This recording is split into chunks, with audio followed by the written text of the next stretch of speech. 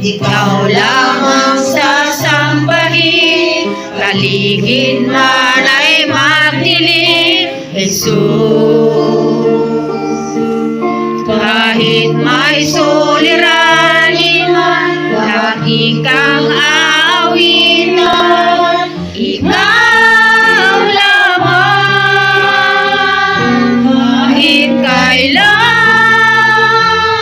di ka nagkulang, biyaya mo sa aking laging lahat. Ang pag-ibig mo sa akin walang hanggan, inibig mo ako noon pa man. Kahit kailan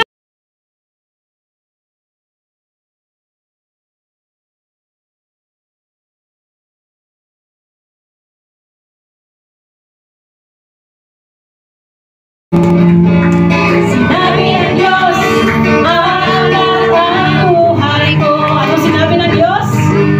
Sinabi ng Diyos, sasagana ang buhay ko. Kaya ako'y masasaya. Pagka sinabi ng Diyos ay sinabi niya, di ko bibitawan ang lahat ng pangako niya. Dumaragas ang pagpapala, aking nararanasan. Di ako magtataka kung ba't sa'kin napupunta. Lahilaga, kaluran, timog silangan, saan man magpunta. Dumaragas ang pagpapala ay aking natanggap na. Sa pagpapasa, dumaragas.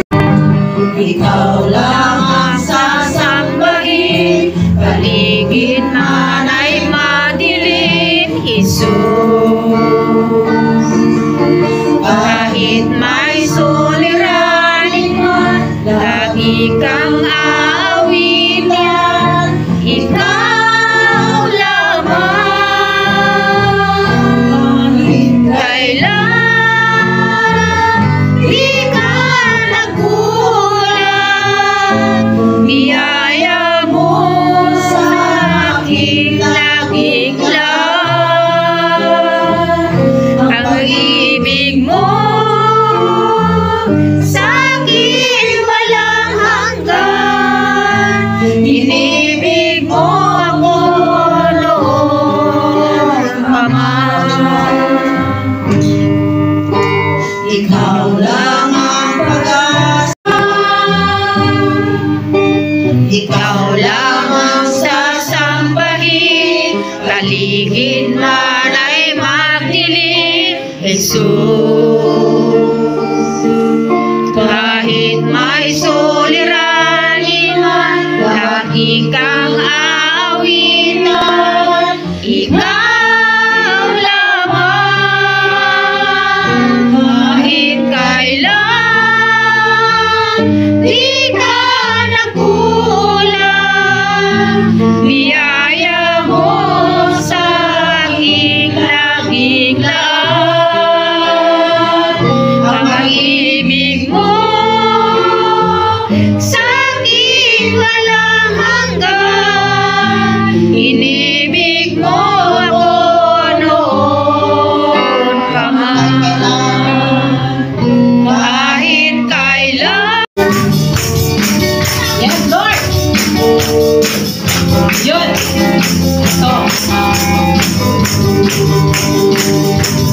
Oh, how beautiful are you, Lord! It's your word, Lord!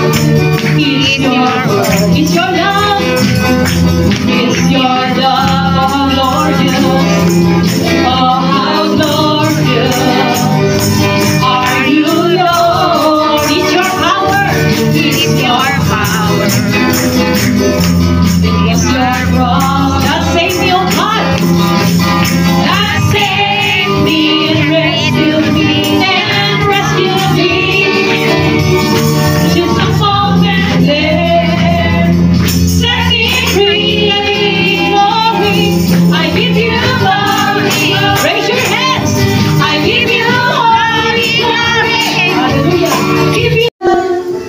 Panginoon'y tapat kailan pa man. Biyaya niya't habang sa buhay ko'y sapat, di man karapat-dapat ako ay niligtas. Pangako ay di nag-iiba, di tulad ng iba. Ang Panginoo'y tapat kailan pa man.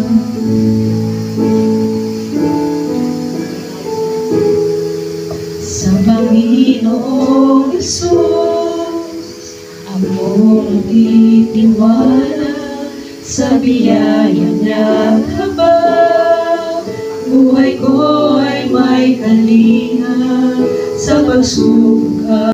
Pag gusto po natin ng maayos na buhay, magandang buhay, sumunod po tayo sa Diyos para hindi tayo mapang magandang buhay. Amen po. So, welcome po sa ating mga bisita. Amen. Minsan napapahamak ang tao dahil matigas ang ulo. Amen.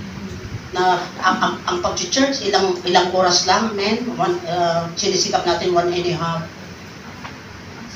Nag-holiday tayo. Amen. Ayaw pa rin natin mag-church. So 1.5 lang yung ibahagi natin.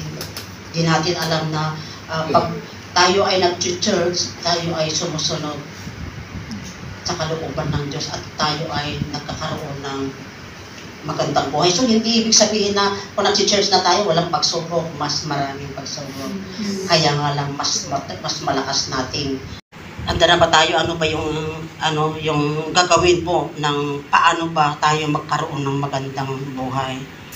Dito po sa, in the book of Jeremiah 7:23, sabi niya dito, subalit, inutusan ko silang sumunod sa akin upang sila'y maging aking bayan at ako naman ang Diyos nila.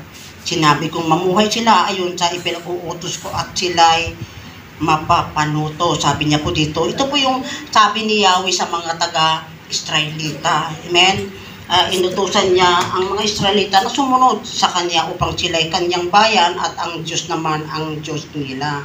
So, mapapanuto, ibig sabihin dito, maayos at maganda ang buhay. Amen? So, mapapanuto kung tayo ay sumusunod sa Diyos. Sabi niya po dito, yung mapaparool, mapapahamak, sumunod. Amen? So, pag hindi tayo sumunod, buhay o better life, ito ang ating lakaran. So, number 1 po, yung lalakaran. So, huwag mong gawin. Amen? Huwag mong gawin ang ayaw mong gawin sa iyo. Yan po. So, kumitsan, sabi niya po dito, yung ayaw na ayaw mong gawin ng kapwa mo sa iyo, huwag mong gawin sa iyong kapwa. Sabi niya dito, sapagkat kung ginawa mo sa kapwa mo, ayaw mong gawin sa iyo, at ginawa mo sa iba, iyan ang resulta ng magulong buhay. Yan po, sasabihin natin, ipin sa ipin. Chinismis mo po, chismis mo din kita, sirain din kita. Amen. Pag lalo tayong parang gumaganti, amen. Yung, sabi niya po dito, sabi ko kay Sister Gina, babasahin ko na lang ito kasi damon na hindi ko babasahin. Usahan ng Diyos, magpatawad kayo sa inyong kapwa at patatawarin kayo ng Diyos. Amen. Kaya, tingnan ninyo ang tao. Amen. Kung minsan, judgmental tayo. Amen. Ano yung ginagawa mo? Hindi naman bagay. May sapatos ng pula tapos nagdamit ng cream. Sinabayan tayo mga ganyan. Pag naghahatol ka, hahatulan ka din ng Diyos. Amen. Kung ano ang gagawin mo, ibabalik ng Diyos. Gusto mo ang gulo at hinahanap mo ay gulo sa buhay. Dito pag gulo ang hanap mo, gulo din ang bumabalik sa iyo. Sabi niya po dito, ikaw ay nagkandak ng galit, yung kapwa mo, galit din ang ibabalik sa iyo. Amen. Kaya kung anong itinanim mo, so do not associate with evil. Huwag tayo makikisama sa mga nasasama. Dahil panay ka at sama ng sama doon sa mga sa negative, nagiging negatibo din yung utak mo. Pag hindi magandang nasa paligid mo, huwag kang makisama, sabi niya dito. Huwag kang makisama sa kanila dahil nakikisang-ayon ka. Yung mga expression nila ay expression mo na rin. Huwag kang makisama sa pato dahil magiging pato kami. Pag sinasamahan mo itong taong ito, nagiging miserable ang buhay mo, naging magulo. Ayan po. Kaya kung nais natin maayos na buhay, huwag tayo makisama doon sa mga magugulo. Sabi ni Lord, tayo ang ilaw, kaya huwag tayong pailawin natin. Ibigay na kabutihan. Mga bagay na dulot ng kadiliman sa halip ay ilantad ninyo sila ang kanilang magawa. Ibig sabihin, ilantad, pwede natin silang advisean. Baka gusto niya mag-church, yung mga ginagawa yung hindi maayos. So pananagutan mo yun kung hindi mo sila bahagi ng salita ng Panginoon. Kaya napakahalaga ko na huwag tayong makikisama dahil sa mga hindi maayos. Dahil sumasama ka doon sa hindi magsisimba, masama ka rin. Kasi ang utak niya yung maghahanap ng magagandang puntahan. May inganyo ka rin. Maganda sana kung malakas yung pananampalataya mo, pwede kang makipag-associate. Pero sinasabi na dito, pag sila'y 10, ikaw lang mag-isa, talagang matalo ka. Amen? Pag inuman sila, anong gagawin mo? Siguro pwede ako makisama. Pwede uminom ng coke. Huwag tayong mapagod sa paggawa ng mabuti. Sabi niya dito, sabi niya dito, huwag tayong mapapagod, huwag tayong magsawa na gumawa ng mabuti. Amen po? Kung palagi kang nagbibigay ng pagkain, gawin mo. Amen? May ibabalik din ang Diyos sa iyo. Amen? Kaya napakahalaga po yung